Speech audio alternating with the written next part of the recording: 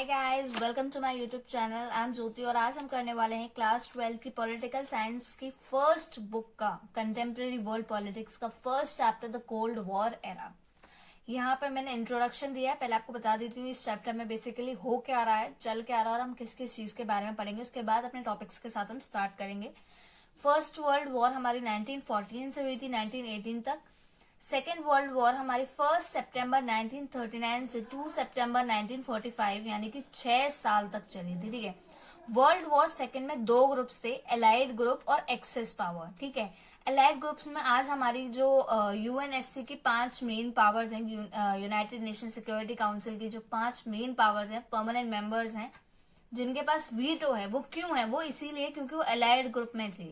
Okay, USA, USSR, UK, France और इस war को बाद में चाइना ने भी ज्वाइन किया था, later joined by China. USA आपको पता है। यूएसएसआर क्या है? ये हमारा रशिया है। ठीक है, अभी जिसे रशिया कहते हैं हम। यूएसएसआर, रशिया में रेवोल्यूशन हुए थे सोवियत इकोनॉमी के लिए। ठीक है, रेवोल्यूशन हुए, मूवमेंट्स हुए लोगों के द्वारा। तो उसमें क्या हुआ, वहां के लीडर बने थे हमारे लेनिन। ठीक है, लीडर थे वहां के। उसके बाद क्या हुआ, यहाँ पे सोवियत यानी कि सोशलिज्म को अडॉप्ट किया, यहाँ पे सोशलिज्म की आइडियोलॉजी को। ठीक है, 1917 में रेवोल्यूशन हो रहे थे रशिया में। मतलब सोशलिज्म की आइडियोलॉजी को यहाँ पे रशिया में अडॉप्ट किया था। 1922 में हमारा यूएसएसआर फॉर्म हुआ था। अभी यूएसएसआर क्या है? वो कंट्रीज हैं जो सोशलिज्म की आइडियोलॉजी पर बिलीव करती हैं। ओके, और रशिया के साथ उन्होंने काफी सारे एग्रीमेंट जो है साइन कर रखे हैं। बात करते हैं यूके की, ये हमारा ब्रिटेन है। ठीक है, फिर आ जाता है हमारा फ्रांस और इसको बाद में चाइना ने भी ज्वाइन किया था। एक्सेस पावर में हमारी जर्मनी, जापान और इटली। वॉर का एंड हुआ था जापान के ऊपर जब यूएसए ने न्यूक्लियर बॉम्ब्स गिराए थे। दो स्टेट पर गिराए थे उसकी, जापान की। एक थी हिरोशिमा और एक नागासाकी। हिरोशिमा पे 6 अगस्त 1945 को गिराया था। उस बॉम्ब का नाम था लिटिल बॉय, जिसका वेट 15,000 टन्स था और जिसकी हाइट थी 10 फीट। ओके, नागासाकी पर गिराया गया था 9 अगस्त 1945 को। नाम था फैट मैन, वेट था 21,000 टन्स और हाइट थी 10 फीट 8 इंचेस। ठीक है, हमारी जो ये चैप्टर का नाम है लाइक कोल्ड वॉर एरा। ये पूरी चीज इसी के ऊपर घूमती रहेगी। Basically cold war era start कैसे हुआ, उसके क्या क्या कॉजेस थे, उसके बाद क्या हुआ। ठीक है, वो सब हम पढ़ेंगे। अब बात करते हैं इंट्रोडक्शन की कि इस चैप्टर में क्या आने वाला है। ठीक है, इंट्रोडक्शन पहला तो ये चैप्टर हमें डोमिनेंस के बारे में दिखाएगा, दो सुपर पावर का जो डोमिनेंस है वर्ल्ड में उसको। ठीक है, एक तो हमारी यूएसए हो गई, एक हमारी यूएसएसआर हो गई। ये भी मैं कैसे बताऊंगी कि क्या हुआ कि यही दोनों जो है सुपर पावर बनी, ये बाकी की 3 क्यों नहीं बनी। ठीक है, यूएसएसआर हमारा सोवियत यूनियन। ओके, और central to the cold war, ये सेंट्रल थे कोल्ड वॉर के। ठीक है, इन्हीं दोनों के बीच में कोल्ड वॉर चल रही थी, यही दोनों वजह थे। ठीक है, और क्या क्या हुआ ये मैं सारा आपको चैप्टर में बताऊंगी। सेकेंड हम इसमें पढ़ेंगे काफी सारे एरिनास के बारे में जो कोल्ड वॉर के थे, डिफरेंट पार्ट्स में वर्ल्ड के। ठीक है, थर्ड नॉन अलाइंड मूवमेंट। नाम, ये 5 कंट्रीज ने स्टार्ट किया था, इनके फाउंडिंग मेंबर कौन थे, नाम के ये भी मैं बताऊंगी। ये एक तरह से यूएसए और यूएसएसआर के जो है अपोजिट में आया था। मतलब एक और ग्रुप जो है फॉर्म हुआ था, पर ये कोई अलायंस नहीं थी। ठीक है, जैसे यूएसए और यूएसएसआर को आइडियोलॉजी के अलायंस थे, ये वो नहीं था। ठीक है, पर ये था एक अलायंस जैसा था, ये नॉन अलाइंड मूवमेंट। ठीक है, इसके बारे में हम पढ़ेंगे कैसे चैलेंज बना यूएसए और यूएसएसआर जो डोमिनेंस कर रहे थे, उस डोमिनेंस के लिए चैलेंज बना नाम हमारा। इसको हम देखेंगे चैप्टर के अंदर।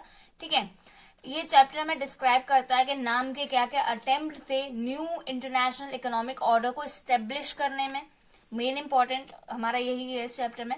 फिफ्थ आता है concludes with India's role in नाम। Chapter concludes with India's role in नाम, इंडिया क्या रोल था नाम में। ओके, स्टार्ट करते हैं अपने चैप्टर के फर्स्ट टॉपिक के साथ, क्यूबन मिसाइल क्राइसिस। ओके, अप्रैल 1961 में जो हमारे यूएसएसआर के लीडर थे निकिता कॉर्बेचेव बहुत ही ज्यादा चिंतित थे कि यूएसए जो है क्यूबा को इन्वेड कर लेगा। ठीक है, और उसके प्रेसिडेंट को ओवरथ्रो कर देगा। ठीक है, वहां के प्रेसिडेंट कौन थे? फिडेल कैस्ट्रो, ये हमारे क्यूबा के प्रेसिडेंट थे। ठीक है, क्यूबा के प्रेसिडेंट थे फिडेल कैस्ट्रो। यूएसएसआर के थे निकिता कॉर्बेचेव और यूएसए के थे जॉन एफ कैनेडी।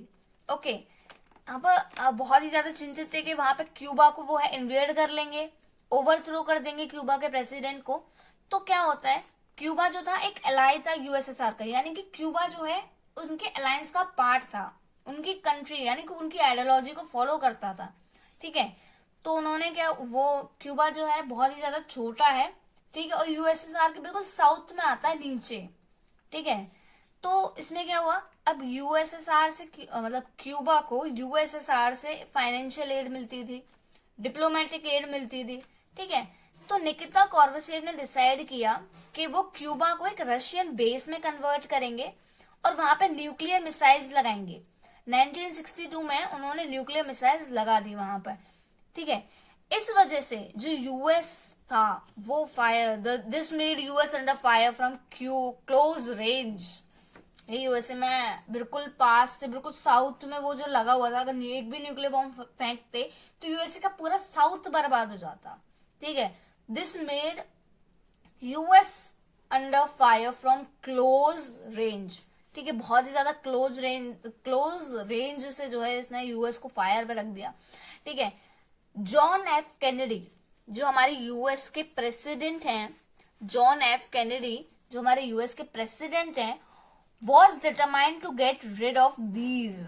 उन्होंने यार इसकी ढूंढ ली कि अब क्या करना है। ठीक है, so he ordered American warships to intercept and Soviet ships leading to Cuba as a way of warning।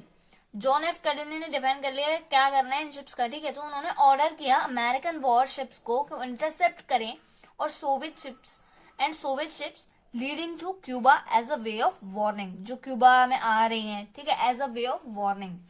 ठीक है, नेक्स्ट पे चलते हैं अपने। अब क्या हो रहा था, रशिया ने उसको न्यूक्लियर बेस बनाया क्यूबा को, और यूएस का जो यूएस था भाई उसको वो हो रही कि इसने क्यों लगा दिया मेरे नीचे।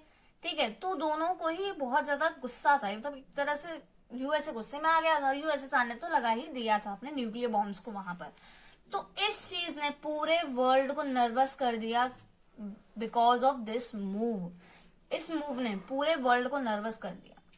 US wanted that USSR remove the missiles and nuclear weapons from Cuba. USA चाहता था कि यूएसएसआर अपनी मिसाइल्स जो है क्यूबा से निकाल ले। Okay, this clash between US and USSR came to be known as Cuban missile crisis. ये जो क्लैश था यूएस और यूएसएसआर के बीच में, उसको कहा जाता है क्यूबन मिसाइल क्राइसिस। ठीक है, ये जो क्यूबन मिसाइल क्राइसिस थे वो बहुत ही ज्यादा high point was a high point of what came to be known as. ये बहुत ही ज्यादा हाई पॉइंट था, जिस हाई पॉइंट को कहा जाता है कोल्ड वॉर। ठीक है, यही हमारा कोल्ड वॉर एरा का टाइम था। ठीक है, और कोल्ड वॉर मतलब एक तरह से कब खत्म हुई थी, जब यूएसएसआर खत्म हो गया था। सेकंड चैप्टर का मैंने आपका जो एक तरह से सस्पेंस है वो मैंने अभी खत्म कर दिया है। ठीक है, यूएसएसआर खत्म हो गया था 1991 में, हमारा यूएसएसआर खत्म हो जाएगा, इसलिए हमारी जो वहां पे वीटो पावर है वहां पे यूएसएसआर को नहीं, रशिया को बोला जाता है सिर्फ। आगे बात करते हैं अपने नेक्स्ट टॉपिक के साथ, that is cold war. Cold war जो थी वो सिर्फ राइवलरीज की नहीं थी या फिर मिलिट्री अलायंसेस की ही नहीं थी, बस वो एक आइडियोलॉजिकल कॉन्फ्लिक्ट की भी वॉर थी। ओके, वर्ल्ड जो है डिवाइड हो गया था दो मेजर अलायंसेस में, western alliance headed by USA and eastern alliance headed by SU, Soviet Union यानी कि यूएसएसआर। ठीक है, इस वेस्टर्न अलायंसेस की आइडियोलॉजी थी लिबरल, डेमोक्रेसी और कैपिटलिज्म की। इसमें सारी चीजें जो है फ्री मार्केट के ऊपर छोड़ दी जाती थी, गवर्नमेंट का कोई रोल नहीं रहता था। और ईस्टर्न अलायंसेस में आइडियोलॉजी थी सोशलिज्म और कम्युनिज्म की। हर चीज गवर्नमेंट के अंडर आएगी, फ्री मार्केट प्ले का कोई भी रोल नहीं था, हर चीज गवर्नमेंट के अंदर थी। ठीक है, और कम्युनिज्म जो है वहां पे पार्टी थी। यहाँ पे नेक्स्ट पॉइंट आता है वेस्टर्न अलायंसेस में, दिस फॉर्मुलाइज इनटू नाटो इन 1949 ये जो वेस्टर्न अलायंस है नाटो में बदल गया 1949 में, और हमारे यहाँ पे वॉर्सो पैक्ट, यहाँ पे जो है ईस्टर्न अलायंसेस में बन गया था वॉर्सो पैक्ट 1955 में। इसके बारे में आपको आगे बताऊंगी आराम से, ठीक है। अब इसका क्या रोल, इसका क्या क्या था नाटो में? एक तो इसमें 12 स्टेट्स का एसोसिएशन था, ठीक है। इसमें और भी बाकी सारी स्टेट्स जो हमारी बाद में जुड़ी थी, 12 स्टेट्स का एसोसिएशन था इसमें। और हमारा आ जाता है, अगर किसी पे आर्म्ड अटैक हुआ है, किसी एक पे भी, तो ये कंसीडर किया जाएगा कि सब पर अटैक हुआ है और सब उसे जवाब देंगे, ठीक है। Armed attack on any one of them would be regarded as an attack on all and each will help the other, okay. यहाँ पर हमारा पॉइंट आ जाता है, इसका मेन मोटिव यही था कि नाटो की जो फोर्सेस हैं यूरोप में उनको काउंटर करना, ठीक है। उनको मतलब यूरोप में जो फोर्सेस है उनको खत्म करना है, फिर उनसे ज्यादा वो मिलिट्री रेस तो यहाँ पे चल ही रही थी, आर्म्स रेस चल रही थी, ठीक है, आइडियोलॉजिकल वॉर चल रही थी। ये हम सारी चीजें सेकेंड चैप्टर में पढ़ेंगे। अब वही सेम चीज रिपीट होने वाली है हमारी। सेकेंड वर्ल्ड वॉर 1945 में हुई थी, दो फोर्सेस के बीच में, एलाइड और एक्सिस। इनमें कौन कौन सी कंट्रीज आती है मैंने आपको पहले ही बता दिया है। फिर आता है जो वॉर है वो स्प्रेड हुई थी यूरोप के बाहर, region spread out to region outside Europe, including हमारा साउथ ईस्ट एशिया हो गया, चाइना हो गया, बुर्मा हो गया जिसे हम अभी म्यांमार कहते हैं, और कुछ पार्ट्स ऑफ इंडिया यानी कि नॉर्थ ईस्ट, ठीक है। अब नेक्स्ट पॉइंट आता है हमारा, जो वॉर है वो खत्म हुई थी जब यूएस ने 2 बॉम्ब गिराए थे जापान के ऊपर 1945 में, जिसकी वजह से जापान ने सरेंडर कर दिया था।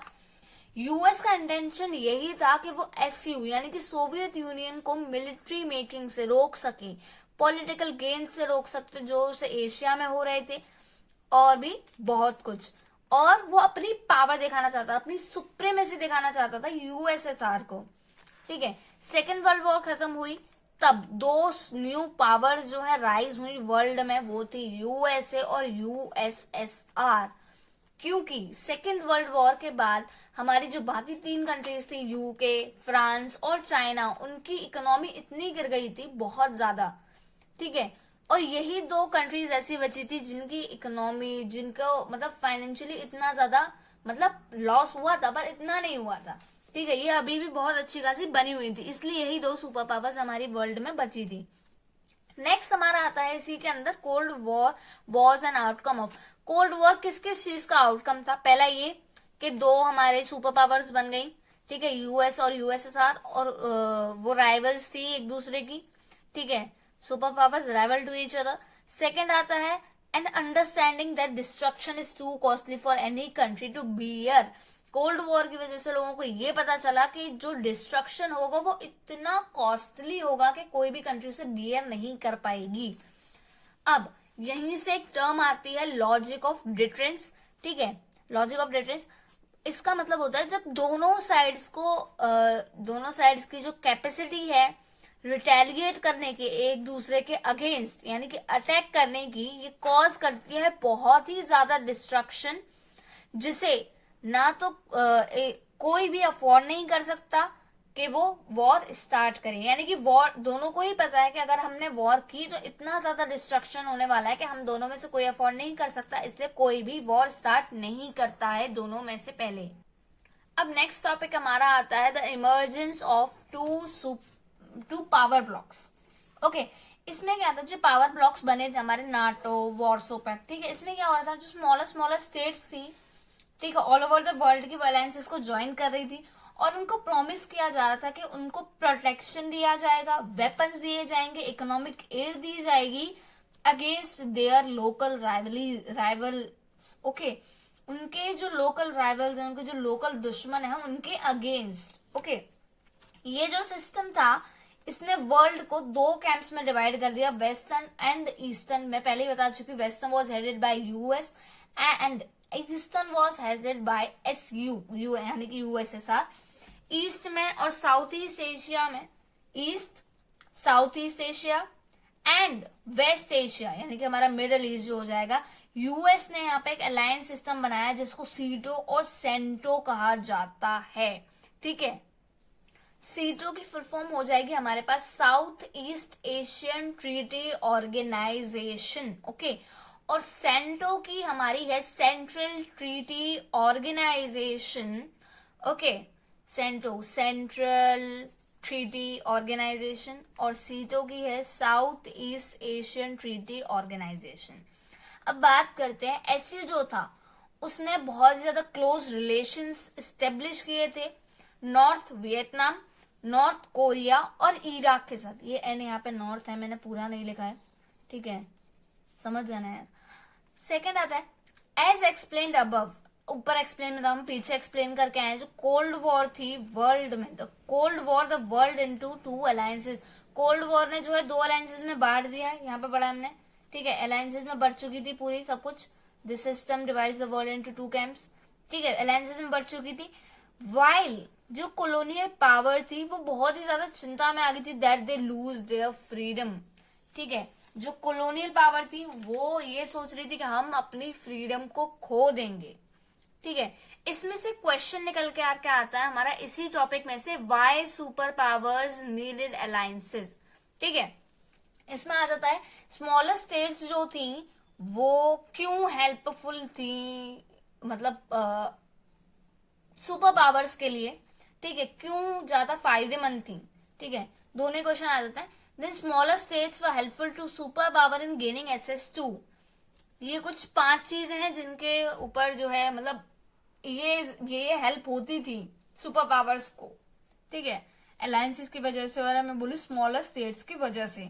एक तो वाइटल रिसोर्सेज हो जाती थी हमारे पास, जैसे कि ऑयल हो गया, मिनरल्स हो गए, बहुत ज्यादा उसमें हो जाते थे कि हमारे पास बहुत ज्यादा है एक तरह से, ठीक है, नंबर्स बढ़ जाते थे।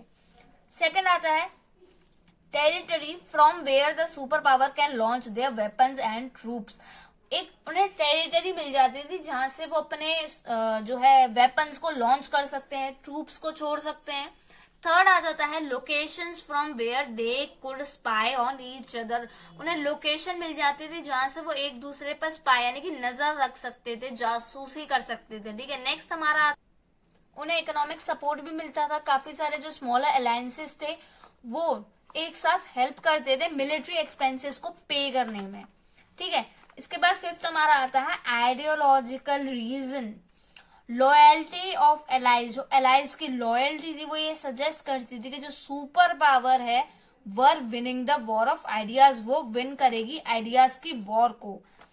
As well democracy and capitalism were better than socialism, मतलब सोशलिज्म वाले बोला करते थे डेमोक्रेसी बेटर, मतलब सोशलिज्म वाले बोला करते थे कि हमारी आइडियोलॉजी बेटर है, और कैपिटलिज्म वाले बोला करते थे कि नहीं हमारी आइडियोलॉजी बेटर है, ठीक है, आइडियोलॉजिकल रीजन भी था वहां का, ठीक है। नेक्स्ट टॉपिक हमारा आता है एरिनाज ऑफ कोल्ड वॉर, ठीक है, तो इसमें एरिनाज क्या थे, पहला क्यूबन मिसाइल क्राइसिस, ठीक है, दूसरा confrontation in Korea, Berlin, Congo, third जो काफी सारी लाइव्स थी वो हमने खो दी थी कोरिया में, वियतनाम में, अफगानिस्तान में, पर जो वर्ल्ड था वो was spared a nuclear war, ठीक है। तो फोर्थ आता है हमारा काफी सारे कॉजेज हुए थे military, many causes like military buildups, ठीक है, वर रिपोर्टेड, मिलिट्री बिल्डअप को भी रिपोर्टेड किया गया था काफी सारे कॉजेज में, ठीक है। Sometimes communication between super power, जो काफी बार जो कम्युनिकेशन होता था सुपर पावर्स के बीच में सक्सेसफुल नहीं रहता था, ठीक है, मिसअंडरस्टैंडिंग क्रिएट कर देता था, लीड्स टू मिसअंडरस्टैंडिंग। और काफी times many of times countries outside alliances that is NAM countries helped in reducing cold war crisis, example Jawaharlal Nehru mediated with 2 Koreans. तो काफी सारी कंट्रीज जैसे काफी बार क्या होता था बाहर की कंट्रीज होगी, बाहर के अलायंसेज हो गए, जैसे कि हमारी नाम की जो कंट्रीज हैं जो नाम के अलायंस को फॉलो करती हैं वो कंट्रीज वो हेल्प करती हैं रिड्यूस करने में कोल्ड वॉर के क्राइसिस को। जैसे एग्जांपल हम देते हैं जवाहरलाल नेहरू ने 2 कोरियंस के बीच में मीडिएट किया था, ठीक है। नेक्स्ट हमारा आ जाता है US and USSR decided to limit the nuclear non nuclear weapons through arms control and signed 3 treaties. US और यूएसएसआर ने डिसाइड किया कि यार न्यूक्लियर और नॉन न्यूक्लियर वेपन्स को जो है लिमिट करना होगा, वरना ये दुनिया तबाह हो जाएगी अगर वॉर हुई तो दो arms control and sign 3 agreements, तो उन्होंने आर्म कंट्रोल वगैरह करने के लिए सोचा और 3 एग्रीमेंट साइन की। 1960s से ये एग्रीमेंट्स होना स्टार्ट हुआ था, ठीक है। तो हमारी 3 ट्रीटीज में से पहली आ जाती है लिमिटेड टेस्ट बैन ट्रीटी, ये 5 अगस्त 1963 को साइन हुई थी। सेकंड है न्यूक्लियर नॉन प्रोलिफरेशन ट्रीटी, ये 1 जुलाई 1968 को साइन हुई थी। देन आती है हमारी एंटी बैलिस्टिक मिसाइल ट्रीटी, ये 1972 को साइन हुई थी। आगे चलते हैं, नेक्स्ट हमारा टॉपिक आता है चैलेंज टू बायोपोलैरिटी। अब बायोपोलैरिटी क्या होता है, हम सेकंड चैप्टर में पढ़ेंगे कि वर्ल्ड जो है यूनिपोलर हो गया, और आज भी यूनिपोलर ही है क्योंकि एक सुपर पावर है। बायोपोलर यानी कि इस वक्त 2 सुपर पावर हैं हम जो कि पढ़ रहे हैं अभी, यूएसए और हमारा दूसरा आ जाता है यूएसएसआर। ओके, अब हम नॉर्मली मैं आपको बताऊं बायोपोलर। यार बायोपोलर क्या होता है, यहाँ पे 2 सुपर पावर हैं, ठीक है।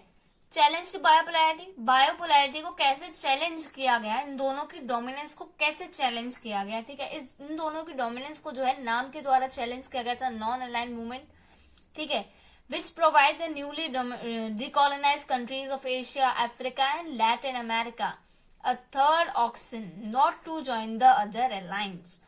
ये जो है नाम वो न्यूली डीकोलोनाइज कंट्रीज यानी जो न्यू अभी अभी जो है डीकोलोनाइज हुई है, अभी अभी इंडिपेंडेंट हुई हैं ब्रिटिशर्स के जो है रूल से, ठीक है, वो कंट्रीज जैसे कि हमारी एशिया हो गई, अफ्रीका हो गई, लैटिन अमेरिका, वो एक थर्ड ऑप्शन प्रोवाइड करती हैं। नाम जो है थर्ड ऑप्शन प्रोवाइड करता है हर किसी को कि किसी भी अलायंस को ज्वाइन मत करो। पहला क्या था, यूएसएसआर बोलता है सोशलिज्म को जो है ज्वाइन करो, ठीक है। यूएसए बोलता है कैपिटलिज्म को ज्वाइन करो यानी नाटो को। नाम क्या बोल रहा है, किसी को भी यार किसी अलायंस को ज्वाइन मत करो, ठीक है। इनके फाउंडर फिगर्स 5 हैं। पहले हैं जोसेफ ब्रॉज टीटो, ये यूगोस्लाविया के थे। सेकंड है पंडित जवाहरलाल नेहरू, ये इंडिया, ऑब्वियसली यार पहले प्रधानमंत्री कौन याद नहीं रखता। दूसरे हैं गमल अब्दुल नसीर, ये इजिप्ट के थे। Fourth Sukarno, Indonesia. Fifth Kwame Nkrumah, गनर, समझ जाना यार, मतलब प्रोनाउंसिएशन थोड़ा सा पता नहीं क्या तो है ये, ठीक है। मतलब मेरे को पता है मैंने सही लिखा है पर बोला नहीं जा रहा, समझ जाना तुम्हें, ठीक है। इनकी फर्स्ट मीटिंग यानी कि नाम की फर्स्ट मीटिंग 1961 में हुई थी बेलग्रेड में। इसमें 25 कंट्रीज मतलब 25 कंट्रीज ने इस मीटिंग को ज्वाइन किया था। अब मैंने इसकी यहाँ पे सारी मीटिंग्स नहीं बताई है कि वो कहाँ हुई थी और कब हुई थी, इंपॉर्टेंट मीटिंग्स बताई हैं। 14th मीटिंग इसकी 2006 में हुई, मतलब 2006 में हुई थी हवाना में। 18th मीटिंग 2019 में हुई थी अजरबैजान में। ओके, अब नाम के ऑब्जेक्टिव्स क्या थे, ठीक है। पहला था 5 कंट्रीज के बीच में कॉपरेशन। दूसरा, ये जो वॉर की टेंशन बढ़ती जा रही थी, ठीक है, फैलती जा रही थी एंड इट्स वाइडनिंग एरिनास, ठीक है। हमारा तीसरा आ जाता है जो ड्रामेटिक एंट्री हो रही थी काफी सारी न्यूली डीकोलोनाइज कंट्रीज की, अफ्रीकन कंट्रीज की यानी अफ्रीकन कंट्रीज की इंटरनेशनल अरीना में, ठीक है, उस ड्रामेटिक एंट्री की वजह से, ठीक है, ये नाम के ऑब्जेक्टिव थे।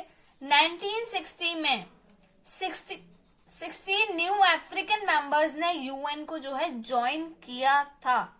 ओके, इसके बाद हमारा नेक्स्ट टॉपिक नहीं है, इसी में है न्यूट्रलिटी और आइसोलेशन, ठीक है। इसमें आ जाता है क्या नाम, मतलब जो है न्यूट्रलिटी है या फिर आइसोलेशन को जो है परफॉर्म करता है। तो नॉन अलाइन जो है ना ही वो न्यूट्रलिटी है और ना ही वो आइसोलेशन मतलब आइसोलेशनिज्म को फॉलो करता है। न्यूट्रलिटी क्या होता है, एक पॉलिसी जो वॉर्स वगैरह, मतलब a policy of staying out of Wars, ठीक है, वॉर्स से दूर रहना, स्टेइंग आउट ऑफ वॉर्स, ठीक है। तो ऐसा नहीं था, नॉन अलाइंड स्टेट जैसे कि हम इंडिया को इंक्लूड करें तो वो एक्चुअली इन्वॉल्व हो रही थी वॉर में वेरियस रीजंस की वजह से। इंडिया को ही देख लें, इंडिया का फाउंडिंग मेंबर, अब इंडिया भी तो वॉर करता है, पाकिस्तान के साथ वॉर हुई 1962 में, इंडो चाइना वॉर हुई, ठीक है, तो वॉर होती है। सेकंड आ जाता है कि नॉन अलाइंड जो है इज ऑल्सो नॉट आइसोलेशनिज्म, ठीक है। आइसोलेशन क्या होता है, remaining aloof from world affairs, world affair से बिल्कुल दूर ही रहना, रिमेनिंग अलूफ, ठीक है। इसमें क्या था, नॉन अलाइंड कंट्रीज जैसे कि हम इंडिया को दोबारा से इंक्लूड करते हैं, ये एक बहुत ही ज्यादा एक्टिव रोल प्ले करती हैं मीडिएटिंग में। ठीक है, दो राइवल अलायंसेस के बीच में ये एक्टिव रोल प्ले करती हैं, किसका, मीडिएटिंग का। ठीक है, जिसकी वजह से पीस और स्टेबिलिटी आती है, in the cause of peace and stability, peace और स्टेबिलिटी के लिए भी। ठीक है, और मीडिएटिंग से पीस और स्टेबिलिटी आती भी है। नेक्स्ट हमारा टॉपिक आता है new international economic order. The non aligned countries were more than mediator during the cold war. ठीक है, जो नॉन अलाइंड कंट्रीज थी वर मोर देन मीडिएटर। ठीक है, नॉन अलाइंड जो कंट्रीज बहुत ज्यादा हो गई थी मीडिएटर्स से, देन मीडिएटर। ठीक है, कोल्ड वॉर के टाइम पे जो मेजोरिटी थी नाम के मेंबर्स की, वो कैटेगराइज हो गई थी लीस्ट डेवलपमेंट कंट्रीज में, एलडीसी। ठीक है, it was to be more developed economically and to lift their people out of poverty. ठीक है, उन्हें बहुत ज्यादा डेवलप्ड होने की जरूरत थी इकोनॉमिकली, और उन्हें अपने लोगों को जो है पॉवर्टी से बाहर भी लाना था। इकोनॉमिक डेवलपमेंट जो है was also vital for the independence of the new countries. ठीक है, इकोनॉमिक जो डेवलपमेंट जो था वो बहुत ही ज्यादा वाइटल, बहुत ही ज्यादा बड़ा एक तरह से उनके लिए एक तरह से गोल होने वाला था। ठीक है, इंडिपेंडेंस कंट्रीज के जो अभी अभी न्यूली इंडिपेंडेंट हुई थी, उनकी इकोनॉमिक डेवलपमेंट बहुत ज्यादा वाइटल, बहुत ज्यादा बड़ी होने वाली थी। Without sustainable development a country could not be truly free. Sustainable development के बिना कंट्रीज ट्रू में जो है फ्री नहीं हो सकती, country could not be truly free. Sustainable development क्या होता है, जब हम नेचर को ध्यान में रखते हुए, अपने आगे वाली जनरेशन को ध्यान में रखते हुए जो है डेवलपमेंट करते हैं। नेक्स्ट आता है जो आइडिया था न्यू इंटरनेशनल इकोनॉमिक ऑर्डर का, वो फेल्ड हो गया था unfortunately because of the stiff competition for the develop countries. हमारा जो है स्टिफ कंपटीशन था डेवलपमेंट कंट्रीज से, फॉर द डेवलपमेंट कंट्रीज। ठीक है, डेवलप कंट्रीज जो थी उनसे स्टिफ कंपटीशन था, और जो डेवलपिंग कंट्री थी यानी जिनको डेवलप करना था उनका उनके लिए स्टिफ कंपटीशन था डेवलप्ड कंट्रीज के साथ। ठीक है, अब समझ आ गया होगा। ठीक है, बहुत ज्यादा हो गया था डेवलप, ठीक है, कंफ्यूजन हो जाता है। नेक्स्ट है यूएन कॉन्फ्रेंस हुई थी ट्रेड एंड डेवलपमेंट के ऊपर, UNCTAD यानी कि UN conference on trade and development. ये एक रिपोर्ट लाई थी 1972 में, जिसने इंटाइटल्ड किया था न्यू ट्रेड पॉलिसीज को डेवलपमेंट के तरफ। ठीक है, towards a new trade policy for development. ठीक है, इसमें हमारा एक और टॉपिक आ जाता है न्यू ट्रेड पॉलिसी रिफॉर्म्स, क्या क्या पॉलिसी रिफॉर्म्स आए। ठीक है, इसमें क्वेश्चन आ जाता है what were the points discuss by the UNCTAD। ठीक है, मैंने शॉर्ट फॉर्म बोल दी है तो मैं याद रखना। ठीक है, United nation conference on trade and development. Okay, यहाँ ये जो है उसका आंसर है। क्वेश्चन में दोबारा रिपीट कर देती हूँ, what were the points discuss by the United nation conference on trade and development. ठीक है, पहला आ जाए जो लीस्ट डेवलपमेंट कंट्रीज थी उनको get control over their natural resources. LDCs को जो है उनके नेचुरल रिसोर्सेज के ऊपर कंट्रोल दे दिया जाएगा, जिन्हें अभी तक जो है डेवलपिंग यानी कि वेस्टर्न कंट्रीज जो है एक्सप्लॉइट कर रही थी। सेकेंड आता है to make western market available for LDCs, western market को अवेलेबल किया जाएगा लीस्ट डेवलपमेंट कंट्रीज के लिए। थर्ड, कॉस्ट जो होगी, reduce the cost of technology from the western countries, जो टेक्नोलॉजी की कॉस्ट होगी वो एलडीसीज के लिए रिड्यूस कर दी जाएगी वेस्टर्न कंट्रीज के कंपैरिजन में। ठीक है, to provide LDCs with a greater role in international economic institution, LDCs को जो है ग्रेटर रोल प्रोवाइड किया जाएगा इंटरनेशनल इकोनॉमिक इंस्टीट्यूशंस में। ओके, इसके बाद हमारा लास्ट टॉपिक आ जाता है India and the cold war. India जो है उसने रिस्पॉन्ड किया था ग्रोथ में, मतलब India responded to growth of the cold war into two folds. उसने दो फोल्ड में इसकी ग्रोथ को जो है रिस्पॉन्ड किया था। पहला, it stay away from alliances. ठीक है, अलायंसेस से अलग ही रही वो। Second, it rise newly decolonise country becoming part of either the alliance. वो जो राइज कर रही थी अभी न्यूली जो डीकोलोनाइज कंट्रीज थी उनको किसी भी अलायंस का पार्ट बनने से मना कर रही थी। ठीक है, इंडिया की जो पॉलिसी थी वो नेगेटिव भी नहीं थी और पॉजिटिव भी नहीं थी। ठीक है, नाम जो है उसने इंडिया को सर्व किया था also to participate in international decision and maintain balance between two super powers. NAM ने इंडिया को पार्टिसिपेट करने के लिए सर्व किया था इंटरनेशनल डिसीजन में, और दो जो हमारे सुपर पावर्स हैं उनके डिसीजन के बीच में, मतलब ठीक है, मेंटेन करने के लिए, ठीक है, मेंटेन बैलेंस, ठीक है, पावर के बीच में बैलेंस मेंटेन करने के लिए। उसके बाद आता है हमारा India's policy of non aligned criticise on members of counts. ठीक है, इसमें क्या होता है, हमारे इंडिया की जो पॉलिसी, आई एम सॉरी मैंने अपना पॉइंट भूल गई। India's policy of non aligned criticise on numbers of counts. India की जो पॉलिसी थी नॉन अलाइंड की, उसको क्रिटिसाइज किया जा रहा था नंबर ऑफ काउंट्स। जैसे कि हमारा पहला आ जाता है कि इंडिया की पॉलिसी जो है नाम की, वो ये बोलती है कि वो अनप्रिंसिपल्ड रहेगी। ठीक है, दूसरा ये कि इंडिया ने फ्रेंडशिप ट्रीटी साइन करी थी अगस्त 1971 में यूएसएसआर के साथ। अरे यार, तुम्हें कोई अलायंस ज्वाइन नहीं करना तो तुमने वो यूएसएसआर के साथ फ्रेंडशिप ट्रीटी साइन, क्योंकि इस चीज को भी क्रिटिसाइज किया जा रहा था। ठीक है, हमारा लास्ट पॉइंट आता था core values make NAM relevant even in today's scenario as it has stood off adverse circumstances। जो core values हैं नाम की, वो उसे relevant बनाती हैं आज के सिनेरियो में भी, क्योंकि वो आज भी एडवर्स करा हुआ है सर्कमस्टेंसेस को देखकर आज के। ठीक है, so if you find this video please share with your friends and subscribe to my channel. अगर कोई भी टॉपिक मुझसे छूटा हो तो प्लीज मुझे कमेंट करके बता देना, मैं नेक्स्ट चैप्टर को स्टार्ट करने से पहले आपके वो टॉपिक्स को कवर कर लूंगी। So subscribe to my channel. Till then, bye bye.